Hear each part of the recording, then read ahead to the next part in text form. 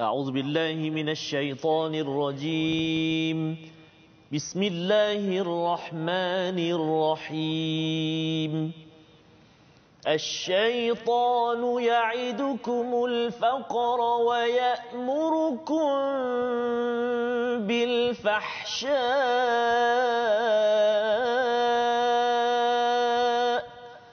والله يعدكم مغفرة منه وفضلا والله واسع عليم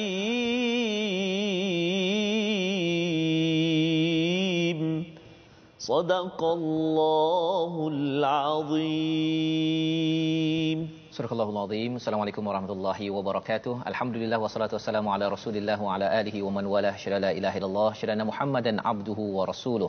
Allahumma salli ala sayidina Muhammad wa ala alihi wa sahbihi ajma'in. Amma ba'du. Apa khabar tuan-tuan dan puan dimati Allah sekalian?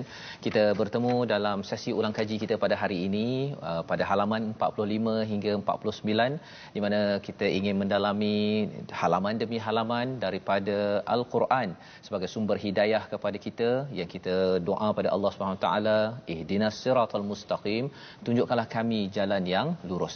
Mari sama-sama kita mulakan dengan doa subhanakala ilma lana illa ma 'allamtana innaka antal alimul hakim. Dan satu lagi doa, rabbi zidni ilma, ya Allah tambahkanlah untukku ilmu. Dan alhamdulillah kita bertuah pada hari ini kita bersama dengan Ustaz Tarmizi Abdul Rahman. Apa khabar Ustaz? Alhamdulillah. Dan amat istimewa kita bersama dengan Doktor Dr. Muhammad Zulkifli Abdul Ghani. Apa khabar Ustaz? Alhamdulillah. Alhamdulillah ya. Doktor adalah pensyarah kanan di Universiti Kebangsaan Malaysia. Saya lalu dulu Ustaz kita duduk dekat Bangi tapi sekarang dah pindah Shah Alam ni jarang-jarang Ustaz ya. Alhamdulillah kita pada hari ini bagi tuan-tuan yang berada di rumah tekan butang apa Ustaz? Butang share ya di rumah di Facebook masing-masing untuk kita sama-sama berkongsi apakah kesimpulan ataupun ulang kaji kepada halaman 45 hingga 49 ini. Dan seperti mana yang kita maklum bahawa ini adalah 5 halaman terakhir daripada surah Al-Baqarah yang pastinya tuan-tuan setelah beberapa minggu bersama surah Al-Baqarah ini adalah satu sanamul Quran. Kita menjejak mendaki puncak Al-Quran dan kita akan belajar mengulang kaji kesimpulan daripada surah ini pada halaman 45 hingga 49. Jadi pada kali ini kita akan mula melihat pada halaman 45. Kalau kita lihat sebelum ini pun minggu yang sebelum ini kita sudah berbincang tentang infak seawal ayat ataupun halaman 44. Ya, pada ayat 261 Allah membawakan tentang manfaat ganjaran kepada orang yang infak, dan pada halaman 45 ini juga disambung tentang infak sehingga halaman 46 ya. Sebelum kita pergi pada halaman yang ke-47 bercakap tentang riba ya. Jadi itu kesimpulan ringkas. Tapi pada hari ini mungkin sebelum kita pergi lebih jauh nak berkenalan dengan Dr. Muhammad Zulkifli ya. Bila saya tanya borak tadi Ustaz ya, doktor dulu belajar usuluddin di Azhar ya, ijazah dan juga master Ustaz ya. Master di sana, kemudian PhD di UKM bahagian dakwah. Jadi ada usuluddin ya, dan juga dalam masa yang sama ada pengalaman tajuk PhD pun bercakap tentang fiqh ikhtilaf dalam dakwah Ustaz ya. Dan ini sebagai satu perkara yang menarik. Kita nak lihat sebenarnya kepada panduan di dalam Al-Quran dan bagaimana kita menyampaikan dalam kehidupan harian kita, mengajak orang ke arah kebaikan dalam dakwah. Ada pakar pada hari ini, jadi kita nak sama-sama belajar ya. Jadi kita mulakan dulu majlis kita pada hari ini dengan Ummul Quran Al-Fatihah untuk sama-sama kita kuatkan semangat kita bersama hidayah Allah. Silakan Ustaz. Terima kasih Al-Fadhil Ustaz Tuan Fazrul. Yang saya kasihi, yang saya hormati Al-Fadhil Al-Ustaz Dr. Muhammad Zulkifli Abdul Ghani, pensyarah kanan di Universiti Kebangsaan Malaysia. Kelantan tak? Kelantan. Pasti Mah Kelantan. Jadi sahabat-sahabat Al-Quran yang berada di Kelantan khususnya dan di seantero dunia, kata Ustaz Fazrul, seantero dunia umumnya, untuk kita terus sebarkan pengajian kita pada hari ini. Tambah-tambah kita berada di penghulu segala hari Ustaz, hari Jumaat ini, maka kita sama-sama sebarkan Al-Quran dan juga pengajian ulang kaji kita pada hari ini, dan kita nak mula dulu dengan Ummul Quran surah Al-Fatihah. A'udzu billahi minasy syaithanir rajim. Bismillahirrahmanirrahim. Alhamdulillahi rabbil alamin. Ar-Rahmanir Rahim. Maliki yaumiddin. Iyyaka na'budu wa iyyaka nasta'in. Ihdinas siratal mustaqim, siratal ladzina an'amta 'alaihim ghairil maghdubi 'alaihim waladdallin. Amin.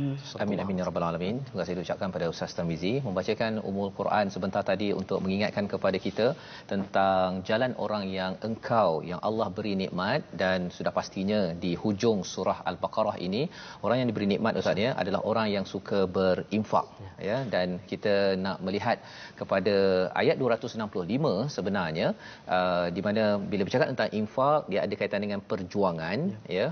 Perjuangan pada ayat 265 ini ayat yang amat menarik, ada kaitan dengan ayat 261 sebenarnya yang telah kita ikuti pada minggu lepas, iaitu ganjaran yang Allah berikan kepada orang yang berinfak ya. 261 ganjarannya 700 kali. Kalau diringkaskan begitulah, 7 tangkai ada 100 biji benih pada setiap tangkai. Dan pada ayat 265 ada 2 kali di'fain. Jadi kita nak belajar, tapi kita dengar dulu daripada Ustaz Ahmad Tarmizi. Ustaz, ayat 265 sebelum Dr. Zulkifli akan berkongsi sebenarnya apa beza ayat yang 261, ayat 265, derma macam mana, infak macam mana, ataupun apa kesamaan yang ada ya. Jadi kita dengarkan dahulu bacaan ataupun tuan-tuan ikuti bersama dengan Ustaz Ahmad Tarmizi. Baik, terima kasih Al-Fadhil Ustaz Fazrul dan juga Al-Fadhil Ustaz Dr. Zulkifli. Terima kasih Ustaz kerana berkunjung teratak My Quran Time pada hari ini. Kata bertuah dan berbangga ini bersama dengan Al-Fadhil Doktor dalam kesibukan tugas di universiti. Dapat juga bersama dengan kita pada penghulu segala hari ini. Terima kasih banyak, jazakallahu khairul jazak. Jadi kita nak tengok ayat ni Ustaz. Seperti yang saya pernah sebut sebelum ni Ustaz, ayat yang ke 261 sampailah ke 264 65 ni memang ayat yang saya suka baca dalam solat lah. Ayat dia seronok. Dan kalau kita perhatikan ayat yang ke 264 dengan 265 yang nak baca ni ada kalimah-kalimah yang sama dalam dua muka surat ni. Kan? Jadi kadang-kadang tertukar juga bacaan kita tu. Contohnya pada kalimah fatal tu kan. Kalau dalam ayat yang ke-264 fa asabahu wabilun fatarakahu salda kan. Kalau kat sini ayat yang nak baca 265 ni asabahu wabilun faatat ukulaha di'fain. Yang sini fa asabahu wabilun fatarakahu salda. Jadi kadang-kadang terbabas juga, tertukar Ustaz. Tertukar dua tu. Jadi kita nak baca sekarang ni ayat 265 di muka surat yang ke-45. Mari kita baca. Kalau tertukar nanti Ustaz ni ada yang infak licin, yang riak banyak ganjaran dia. Bahaya subhanallah. Okey, baik. Itu yang kita kena belajar hari ini bersama dengan doktor lepas ni insya-Allah. Okey. Mari kita sama-sama baca ayat 265. A'udzu billahi minasy syaithanir rajim. وَمَثَلُ الَّذِينَ يُنْفِقُونَ أَمْوَالَهُمُ ابْتِغَاءَ مَرْضَاتِ اللَّهِ وَتَثْبِيتًا مِنْ أَنْفُسِهِمْ ابتغاء مرضات الله وتثبيتا من أنفسهم كمثل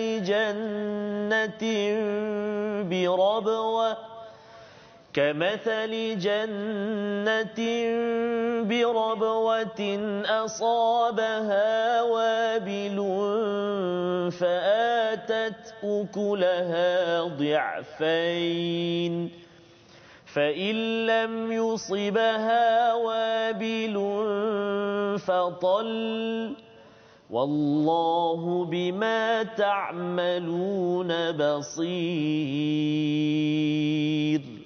صدق الله العظيم.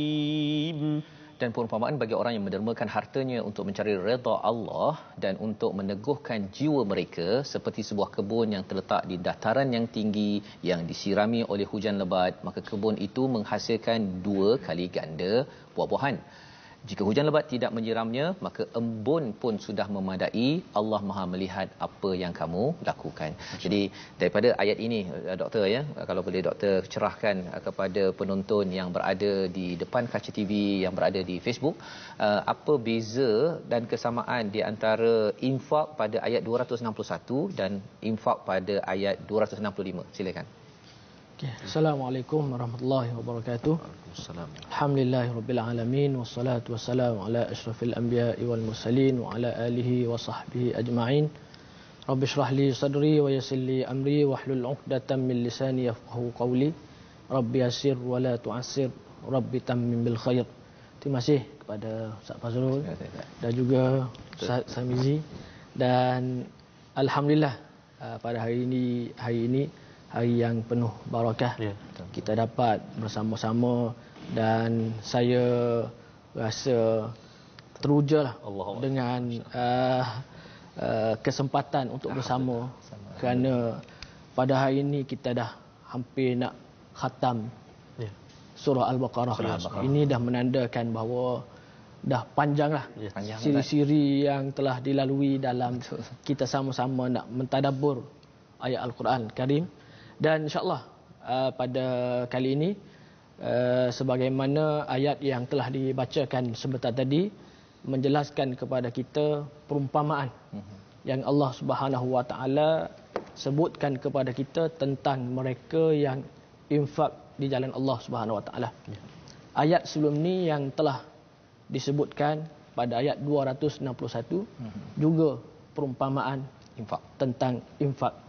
Cuma di sana adakah ada perbezaan di antara kedua-dua ayat ini? Betul. Dari sudut persamaan, kedua-dua ayat ini menjelaskan kepada kita tentang kelebihan orang yang infak. Sama ada mereka diberi ganjaran dengan kamathali habbatin ambatat sab'a sanabila fi kulli sumbulatin mi'atu habbah.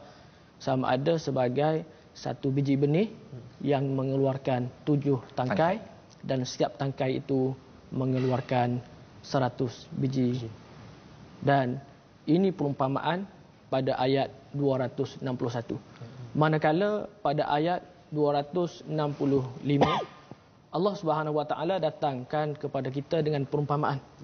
Tapi perumpamaan sedikit berbeza, akan tetapi masih pada konteks yang sama, menunjukkan bahawa mereka yang infak di jalan Allah Subhanahu Wa Taala ini diberikan dengan ganjaran yang berlipat kali ganda. Dan masih lagi pada perumpamaan yang pada ayat 265 menggunakan tumbuh-tumbuhan. Ayat 261 pun menggunakan biji benih. Manakala pada ayat 265 masih lagi menggunakan tumbuh-tumbuhan, kerana sebagaimana yang kita maklum, tumbuh-tumbuhan ini memang satu perkara yang boleh memberikan kebaikan, sama ada kepada manusia, kepada makhluk-makhluk yang lain, binatang ternakan dan makhluk-makhluk yang lain. Cuba bayangkan kalau tumbuh-tumbuhan ini sebagaimana yang disebutkan di sini, kalau musim sekarang ni kita kata apa? Musangking. Masya-Allah. Bayangkan kalaulah kita kata tanaman yang disediakan bagi mereka yang infak yang Allah Subhanahu Wa Taala ini, dengan satu kebun yang dipenuhi dengan tumbuh-tumbuhan. Kemudian daripada kebun tersebut keluar buah, yang mana buah kita dapat rasa, kita dapat nikmati dengan sepenuh panggil perasaan kita. Lebih lagi sekarang ini keluar pula yang duri hitamnya, apa sebagainya. Itu menyebutkan kepada kita bahawa kelebihan mereka yang infak yang Allah Subhanahu Wa Taala. Jadi itu dari sudut persamaan di antara ayat 265, 266. 61. Maksudnya kedua-dua ayat ini menggunakan konsep perumpamaan. Dengan perumpamaan tersebut menjadikan sesuatu perkara itu nampak macam realiti. Berada di hadapan kita. Jelas ya. Jelas. Dengan sebab itulah Allah Subhanahu Wa Taala datangkan kepada kita dengan perumpamaan-perumpamaan yang pelbagai, dan antara contohnya ialah pada ayat 261 dan 265. Yang sedikit membezakan di antara kedua-dua ayat ini, kalau ayat 261 lebih memberi fokus kepada kelebihan mereka yang infak secara umum. Maksudnya siapa yang infak, dia akan mendapat ganjaran sehingga sampai kepada 700 kali ganda. Manakala pada ayat 265 lebih menjelaskan kepada kita syarat sesuatu infak itu diterima ataupun ditolak. Gitu. Maka dalam ayat ini disebut ibtigha amardatillah. Jadi ini perbezaan yang kita boleh keluarkan daripada ayat yang pertama dengan ayat 265, iaitulah pada ibtigha amardatillah. Pada ayat ini lebih fokus kepada syarat penerimaan. Okey. Jadi maksudnya apa? Adakah pada ayat 261 ganjaran itu ditawarkan, tapi bila tidak mematuhi kepada syarat pada 265 infak itu tidak diterima, ataupun macam mana sebenarnya Ustaz? Dia dijelaskan oleh ayat 266. 266 sambungan kepada ayat yang sebelumnya yang menjelaskan kepada kita kalau seseorang itu infak, tiba-tiba dia bukan tujuan untuk Allah Subhanahu Wa Taala. Mungkin tujuan riak, mungkin tujuan itu ini dan sebagainya. Dan perumpamaan yang cantik juga yang dibawa oleh Allah Subhanahu Wa Taala pada ayat 266, sebagaimana seorang itu dia tanam kebun dia tu dah membesar, dah berbunga, dah kita kata dah dapat untuk dia kutip hasil dan sebagainya. Tiba-tiba datang angin yang kuat, memusnahkan kebun-kebunnya, dan kebun-kebunnya tadi, pokok-pokok yang telah ditanam, yang terbit, yang kita kata hancur, semua hancur dan terbakar.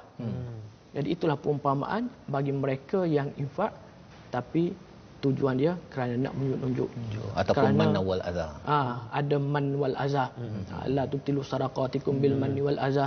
Dan ada lagi perkara yang lain yang menunjukkan kepada apa yang dilakukan itu menjadi sia-sia. Dan perkara ini dikukuhkan oleh dalam sebuah hadis yang panjang. Diceritakan bagaimana ada seorang lelaki ni semasa hidup di dunia dia solat, dia sedekah, dia baca Quran. Tapi di hari akhirat kelak Allah Ta'ala panggil dia, tanya, semasa hidup di dunia dahulu kamu infak betul? Ya. Kenapa kamu infak?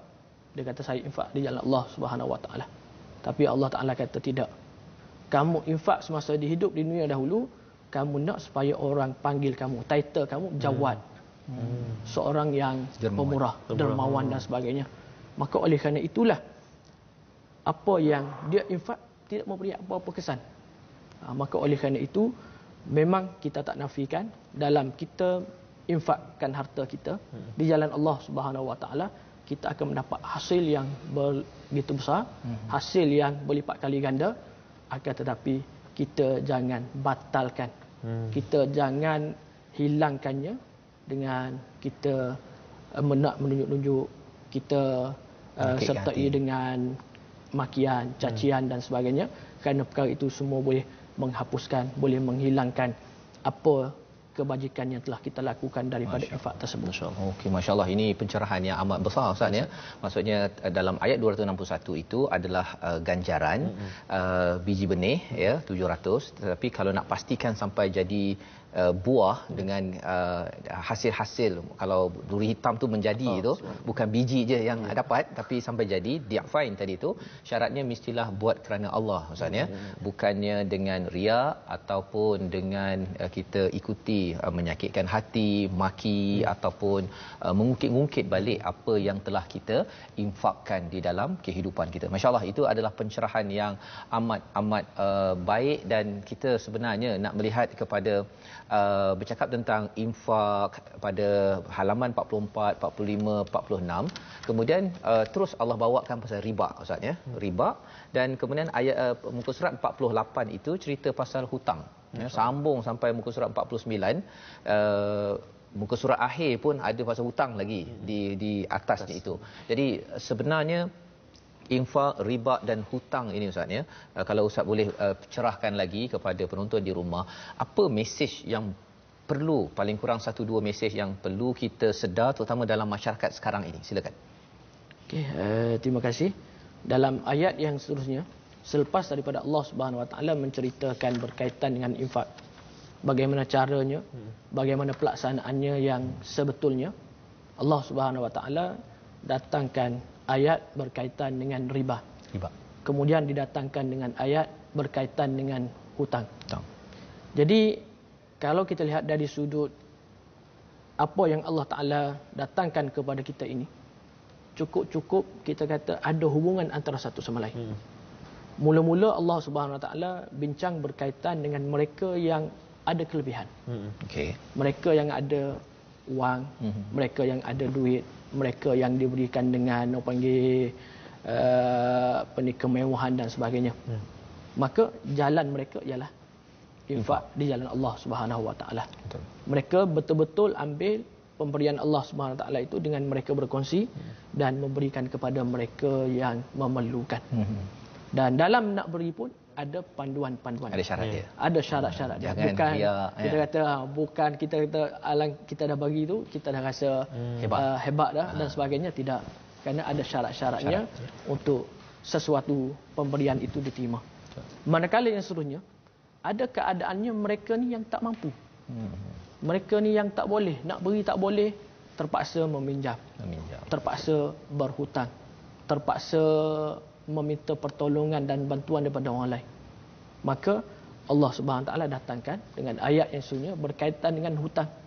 Berkaitan dengan kalau kamu nak minta hutang, nak minta bantuan, pertolongan dan sebagainya, pun ada syarat-syaratnya. Ada perkara yang perlu diperhatikan supaya kamu tidak terjebak kepada riba, supaya kamu tidak mengambil harta yang haram, supaya kamu tidak menjadikan kamu anggap bahawa sebagaimana yang disebutkan dalam ayat yang berkaitan dengan riba, kamu anggap bahawa jual beli itu sama saja. Tak ada yang membezakannya. Maka itu satu kesilapan yang besar. Kerana pada hari ini kalau kita lihat dengan apa yang telah dipermudahkan kepada kita, di depan kita ada pilihan. Sama ada kita nak buat contoh kalau dari sudut pinjaman. Kita ada pinjaman berbentuk Islami. Kita ada pinjaman yang tidak Islami. Cuma sejauh mana kita mengambil perkara tersebut. Sejauh mana kita menjadikan ia sebagai satu perkara yang penting. Kerana ia berkaitan dengan masa yang begitu lama. Berkaitan dengan keadaan kita nak beri makan kepada anak isteri. Maksudnya benda tu bukan hanya sekadar diri kita sahaja. Melibatkan orang bahkan ramai. ia melibatkan orang ramai. Masya-Allah. Sebagai contoh, kalau kita lihat dari sudut hikmah kenapa Allah SWT mengharamkan riba.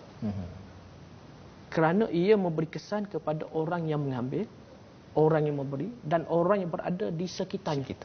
Contoh, ada orang dia buat pinjaman dan pinjamannya berbentuk riba.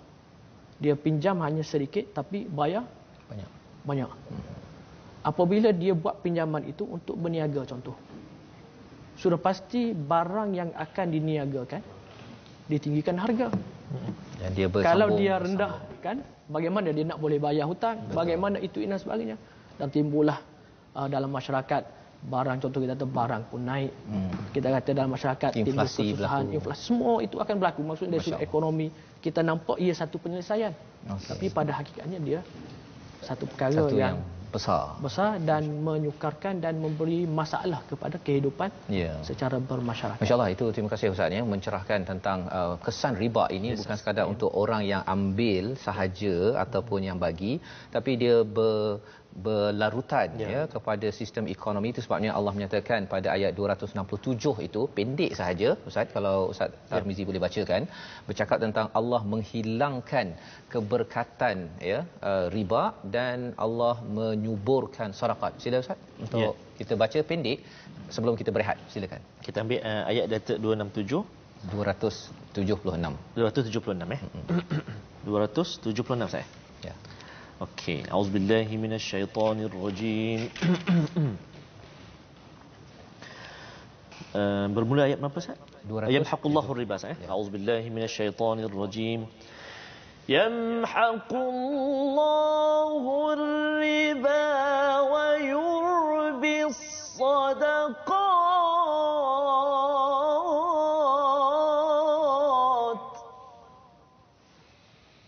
Wallahu la yuhibbu kulla kaffarin athim.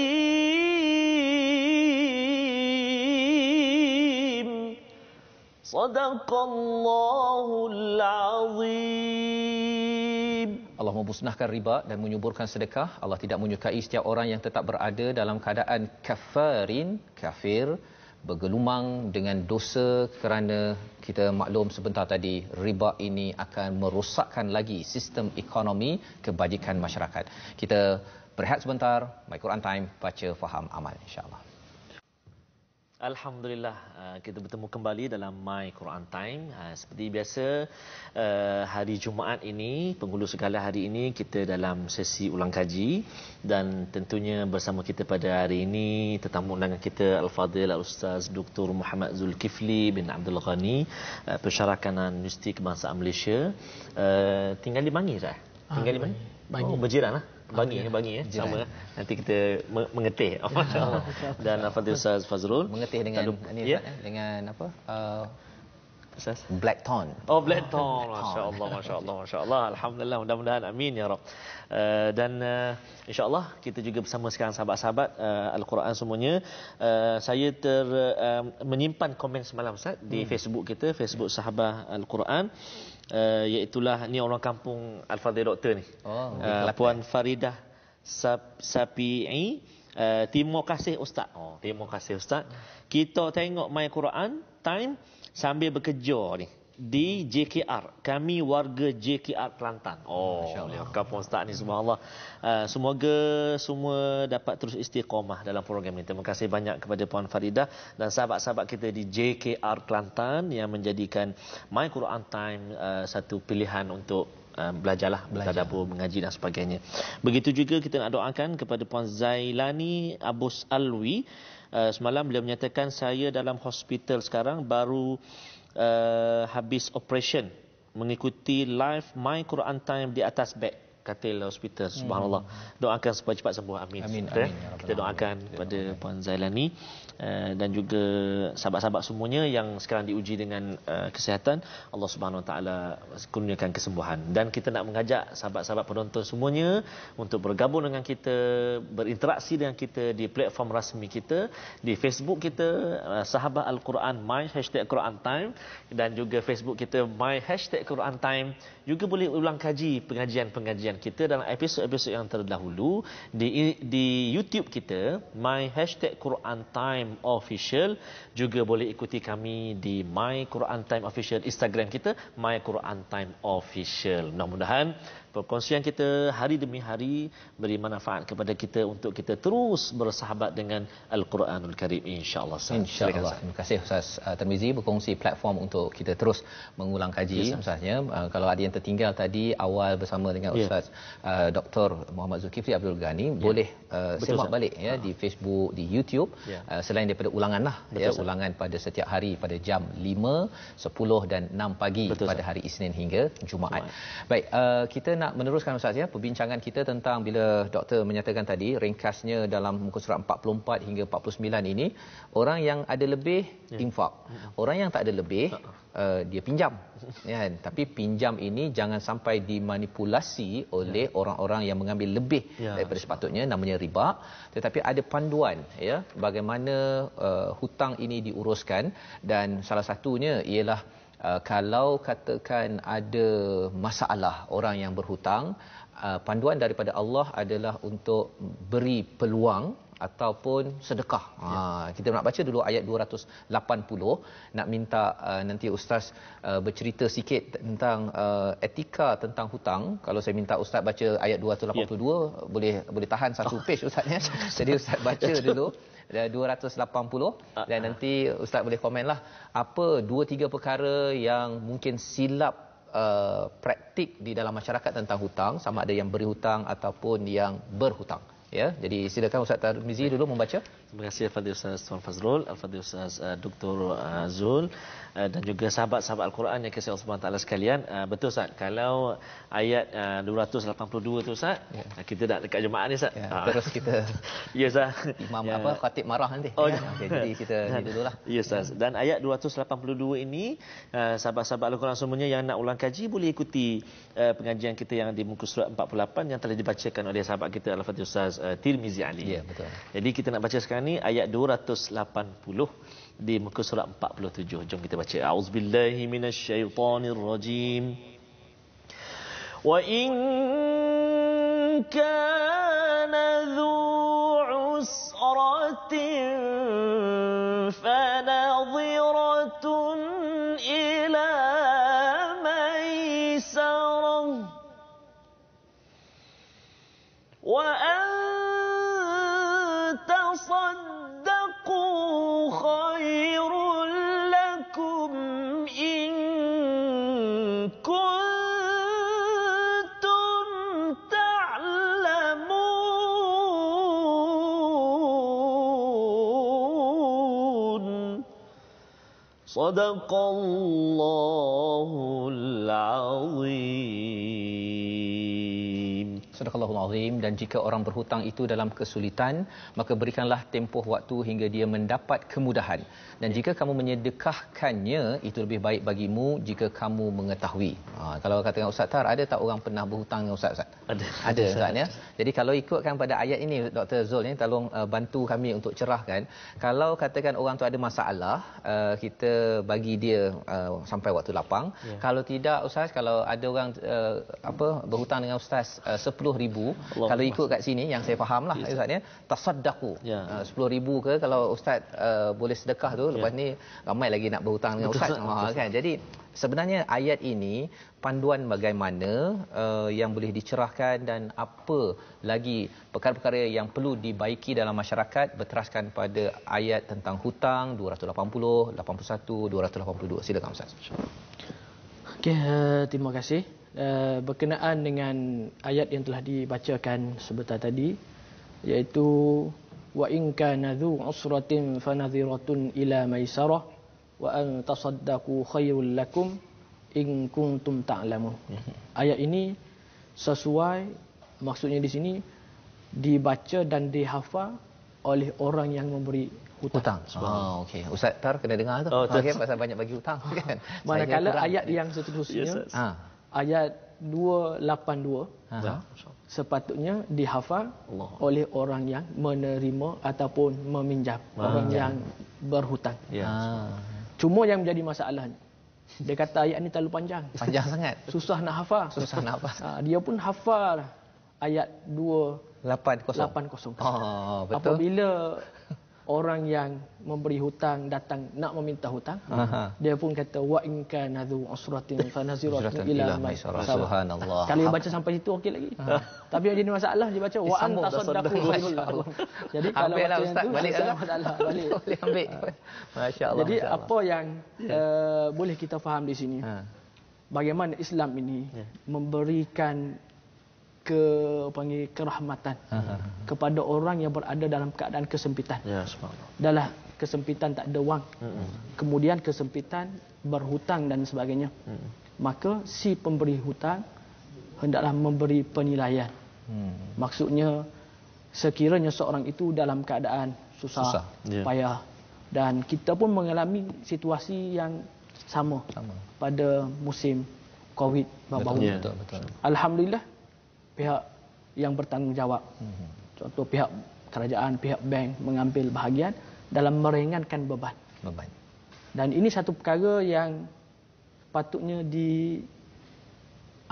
sebagai langkah penyelesaian. Maksudnya itu kalau sampai tengah lah Ustaz ya. Kalau kerajaan dia bawa sampai ke hujung tu, tapi nak bawa sampai hujung tu yang menjadi satu kesukaran, kesusahan dan sebagainya. Dan sebab itulah dalam ayat kalau kita lihat 282 dan sebagainya, bagaimana kita kalau kita berhutang, kita kena catat dan sebagainya.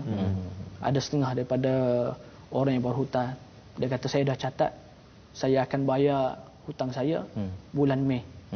Datanglah peminta untuk meminta hutang tersebut. Oh, dia kata bulan Mei ni tahun depan, bukan tahun ni. Itu yang jadi masalah juga. Maksudnya kita tulis dan sebagainya biarlah secara tetap, secara teguh dan sebagainya, supaya kita tidak terlepas daripada menyelesaikan hutang. Kerana balasan yang begitu dahsyat, begitu berat kepada mereka yang hutang tiba-tiba tak mau bayar hutang tersebut. Disebutkan satu kisah bagaimana yang berlaku kepada baginda sallallahu alaihi wasallam. Pada satu hari baginda bersama dengan para sahabat nak solat kepada satu jenazah. Pada ketika itu Rasulullah sallallahu alaihi wasallam tanya kepada para sahabat, adakah lelaki tersebut mempunyai hutang? Salah seorang daripada para sahabat menjawab, ya, ada sebanyak 3 dinar. 3 dinar. 3 dinar. 3 dinar tu tak banyaklah tu. Kalau ikut kita, maksudnya Rasulullah kata tahu dia ada hutang. Tapi walaupun sebanyak 3 dinar, Rasulullah sallallahu alaihi wasallam bersabda kepada para sahabat dia, solatlah kamu. Seolah baginda sallallahu alaihi wasallam tidak mahu mengambil bahagian untuk solat bersama. Sampai begitu sekali ya. Sampai kepada tahap sedemikian. Maka Abu Qatadah pun berkata kepada baginda sallallahu alaihi wasallam, wahai Rasulullah, jadilah imam kepada jenazah tersebut dan saya akan bayar hutangnya.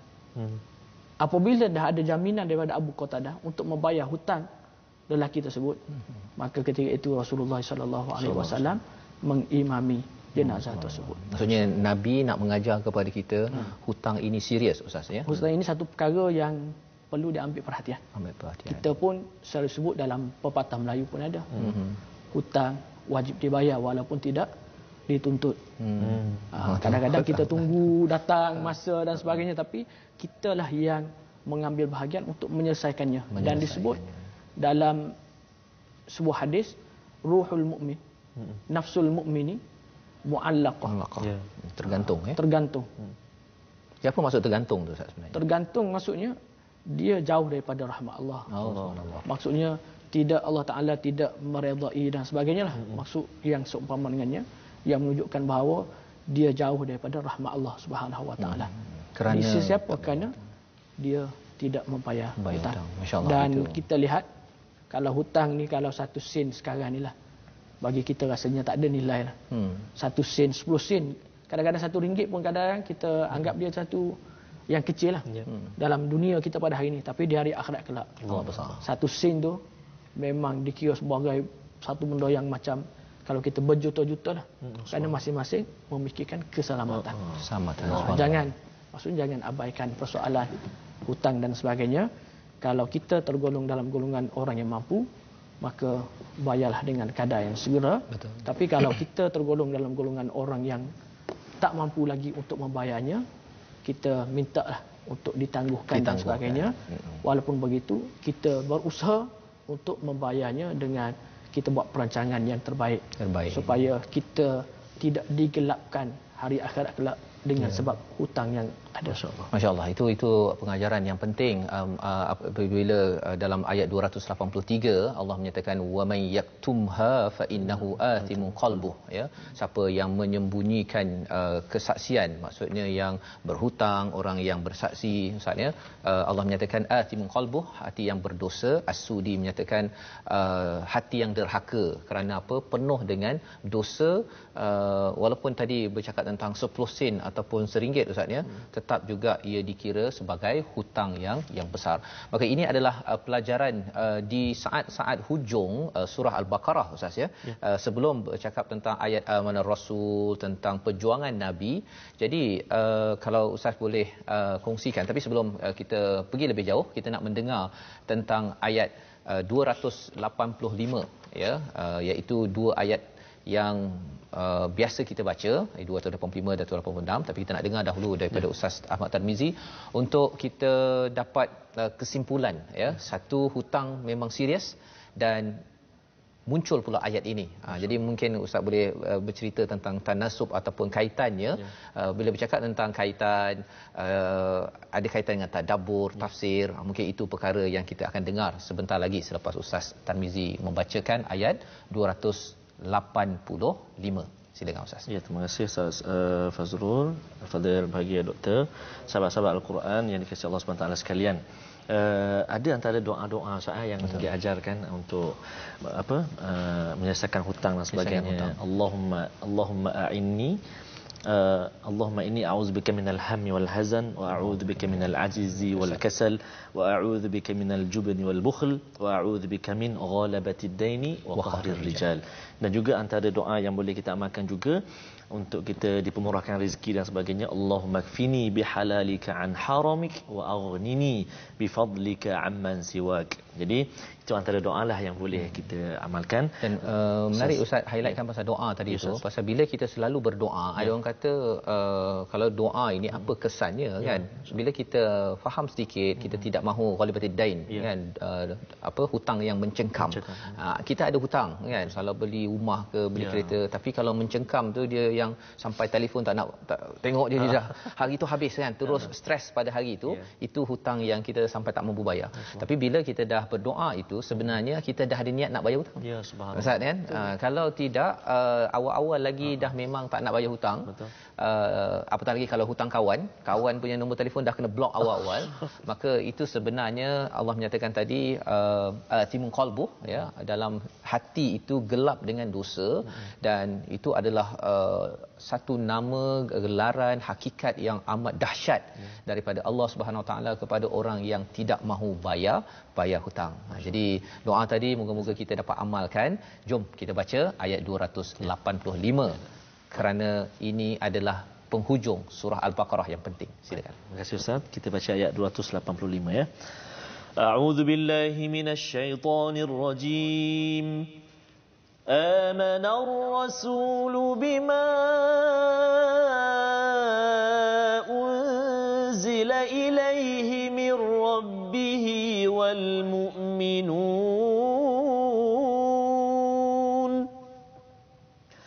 كل آمن بالله وملائكته وكتبه ورسله لا نفرق بين أحد من رسله وقالوا سمعنا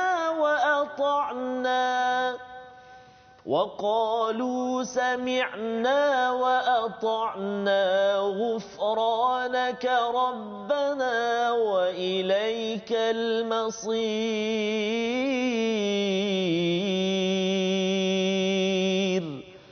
صدق الله العظيم. Rasul Muhammad, Nabi Muhammad sallallahu alaihi wasallam beriman kepada apa yang diturunkan kepadanya, Al-Quran daripada Tuhannya. Demikian pula orang-orang yang beriman, semua beriman kepada Allah, malaikat, kitab-kitabnya dan rasul-rasulnya. Mereka berkata kami tidak membezakan seorang pun daripada rasul-rasulnya, dan mereka berkata kami dengar dan kami taat. Ampunilah kami ya Tuhan kami, dan kepadamu-lah tempat kami kembali. Jadi ini perjuangan Nabi, Doktor ya, bercakap tentang iman pada Allah seawal surah Al-Baqarah. Di hujung ini juga diakhirkan dengan iman. Cuma ayat ini hadir selepas masa hutang, Doktor ya. Jadi kalau Doktor boleh kongsikan sikit apa sebenarnya kaitan ayat hutang dan juga ayat berkaitan dengan keimanan pada kitab, pada Allah, pada kitab, pada malaikat ini, untuk sama-sama kita dapat kesimpulan besar tentang surah Al-Baqarah ini. Silakan Ustaz. Okey, terima kasih kepada Ustaz Fazrul dan Ustaz Tarmizi. berkenaan dengan akhir surah Baqarah ini. Ya, betul. Allah Subhanahu Wa Taala akhirkan dengan ayat berkaitan dengan keimanan kepada Allah Subhanahu Wa Taala. Sebagaimana Allah Taala mulakan di awal surah Al-Baqarah dengan ayat yang sama, maksudnya berkaitan dengan keimanan kepada Allah Subhanahu Wa Taala, hari akhirat dan sebagainya. Dan apa kaitannya? Allah Subhanahu Wa Taala datangkan ayat amanar rasul la yukallifullahu nafsan illa wus'aha dan sebagainya. Ini nak menyatakan kepada kita apa yang telah disebutkan sepanjang surah Baqarah. Maksudnya terutama apa yang kita bincang pada hari yang mulia pada hari ini, iaitu berkaitan dengan infak, berkaitan dengan hutang, riba dan sebagainya. Kalau kamu benar-benar beriman pada Allah Subhanahu Wa Taala, maka apa hasil daripadanya dinyatakan pada ayat 285. Qalu sami'na wa ata'na. Masyaallah. Jadi itu penting. Maksudnya apa yang telah disebutkan berkenaan dengan hutang, berkenaan dengan riba, berkenaan dengan infak dan sebagainya. Kalau kita tergolong dalam golongan orang yang betul-betul percaya, maka kita tergolong dalam golongan sami'na wa ata'na. Masyaallah. Kami dengar dan kami taat. Kalau infak, kitalah orang yang paling awal pertama. Maksudnya yang menggalakkan orang lain pula untuk sama-sama infak dan sebagainya. Kalau berkaitan dengan riba, kitalah orang yang pertama yang menjauhi, yang meninggalkan. Dan kita mengambil peluang untuk memaklumkan, menjelaskan kepada masyarakat tentang pengharamannya dan sebagainya. Dan bagaimana berkenaan dengan masalah hutang. Kita orang yang mengikuti apa yang telah digariskan. Kalau berhutang, mesti kena bayar, mesti kena tulis, mesti ada saksi, itu ini dan sebagainya. Maka dengan kita menjadikan keseluruhan itu dalam konteks kita sami'na wa ata'na, insya-Allah maksudnya apa yang disebutkan oleh Allah SWT, apa yang dikehendaki dalam kehidupan kita akan berjalan dengan sebaik-baiknya. Maka oleh kerana itu dalam ayat yang disebutkan ini, dua ayat terakhir ini sangat besar nilainya di sisi Allah Subhanahu Wa Taala dan kelebihan kebaikan kepada kita.